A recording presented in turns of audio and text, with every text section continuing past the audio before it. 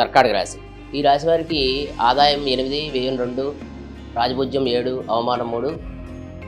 కర్కాటక రాశి ఈ సంవత్సరం వీళ్ళకి సంవత్సరాదిలో లాభంలో గురు సంచారం, ఆ తర్వాత మే 15 నుంచి మిథున రాశిలో గురు సంచారం, ఆ తర్వాత మళ్ళీ లగ్నంలో గురు సంచారం వల్ల వీళ్ళకి గురు సంచారం లాభం చేకూర్చే అవకాశాలు ఉన్నాయి. కుటుంబంలో అభివృద్ధి, అలాగే విద్యార్థులకు విశేషమైనటువంటి అభివృద్ధి ఉంటుంది.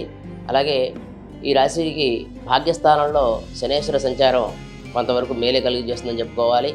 అట్లాగే ఈ రాశికి తృతీయ స్థానం నుంచి అంటే కన్య నుంచి సింహంలోకి కేతు ప్రవేశం వల్ల ద్వితీయ స్థానంలో ఆర్థికమైనటువంటి విషయాల్లో జాగ్రత్తగా ఉండాలి, డబ్బు ఖర్చు పెట్టే విధానంలో జాగ్రత్తగా ఉండాలి.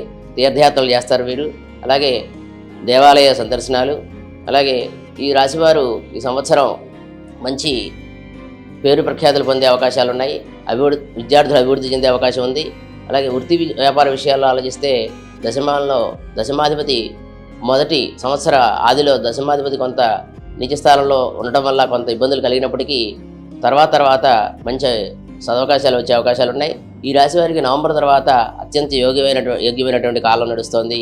ఈ రాశి వారికి ప్రభుత్వ సహకారం కూడా లభిస్తుంది. Please subscribe to the channel and download the Politicos app from the links in the description.